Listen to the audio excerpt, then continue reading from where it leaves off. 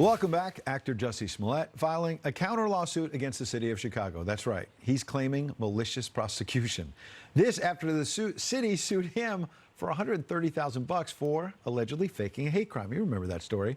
His legal team is also hitting the two brothers at the center of the controversy, saying, quote, other than the Asundero brothers' self-serving and fabricated statements, not a single piece of credible evidence independently corroborated their claim that the attack was a hoax. Well, let's bring in our legal panel. Michael J. Moore is a former U.S. attorney and partner at Pope McClary, and Alex Little is a criminal defense attorney and litigation attorney. He's also a former prosecutor, former assistant U.S. attorney, whole bunch of job titles, and now partner at Burr Forman LLP. Good to see you both. Michael, I want to start with you. How in the world can Jussie Smollett, who basically made this whole thing up, claim that it was a malicious prosecution? Well, I mean, I think his lawsuit's frivolous. I'll tell you that. And it's interesting to me that the case is actually, the criminal case is being sort of reviewed by an outside prosecutor and is obviously causing problems for the prosecutor who handled it in Cook County there. So that's going to be an interesting thing. I think it's probably frivolous. I think it doesn't likely go anywhere. They've already lost in court one time, saying that the state's case can move forward to collect the investigative costs, the overtime costs, and he should pay that. I mean, this was a if we're to believe what has come out thus far in the investigation, this was just a pure fabrication to try to market off of it. Yeah. And I think ultimately we all operate with very limited resources when you're a prosecutor. Those resources are precious, and he took those to try to use them for his own advantage and just lied about it. You know. Precious resources indeed. And right. Alex, we all remember the case. I mean, this actor basically makes up the idea that a couple guys beat him up and say, welcome to MAGA country, essentially, that this was a pro-Trump inspired attack on him. When in fact he helped put these guys together to make up the whole thing. Alex, how does he get off trying to say that he's been wronged here?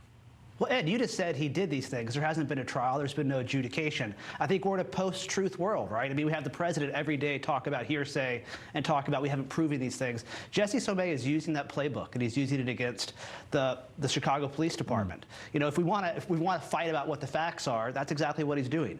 It looks very clear what he did, and the courts, I think, are going to find that. But I don't think it's unusual for him to make the same argument the president's making. Right, but Alex, I hear you that it was never proven in a court of law, but even you acknowledge that the facts seem pretty simple. And the facts are pretty simple on impeachment. I just heard you on a whole segment say, they aren't what they are, but the facts are pretty clear on impeachment too. The point is, this is all in the eye of the beholder. If he wants to run into court and make these sorts of arguments, the law lets him do that. Yeah, Michael, you mentioned a moment ago Kim Foxx and the mistakes made. She gave an interview or statement to the Chicago Sun-Times and said this: though we treated it the way we treated thousands of other cases, what I realized is that I did not handle well informing the public of how and why we do what we do, in particular in this case. And I own that. I should have done better at that. It didn't meet the standards that we set for ourselves at the office. How does that weigh in? Is that enough of a mea culpa in terms of how they mishandled it?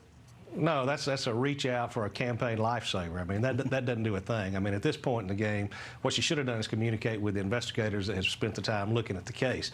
You know, and we can talk, and I appreciate my friend here talking about impeachment, because I'll talk with you about it too. I mean, I think that case is well proven. But in this case, at least, what the real harm here is that he used up resources, but he also, by making these allegations, because there are real victims in the country every day of hate crimes, and whether that's because of somebody's sexual orientation, whether that's because of the color of their skin, how they worship, who they worship, whatever, there are real victims. When you have these false claims brought out and people making false claims, what that has the tendency to do is then make people who are truly victimized, people become suspicious of whether or not those claims are substantiated. So he not only damaged the reputation, I guess, of those victims out there, but he also used up resources that he didn't need to take, where we could have been using that time and money to investigate true crimes. Yeah, Alex, weigh in on that in terms of the true victims who end up, get overshadowed by this, number one. But what's a reasonable path forward then?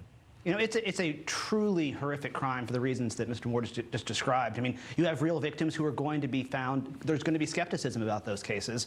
And I think you have investigators who really worked very, very hard, and they're going to have a harder time proving cases like this in the future. That's a real crime. That's a real cost. I think that ultimately, at the end of this lawsuit, Chicago is going to win. They're going to win their lawsuit to make him pay money. His legal arguments don't hold much water.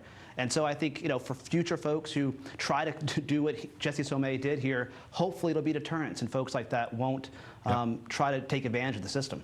Alex Little, Michael J. Moore, appreciate you both coming in. Thank Glad you. to be with you. All right, now to part two of my interview with the outgoing Energy Secretary, Rick.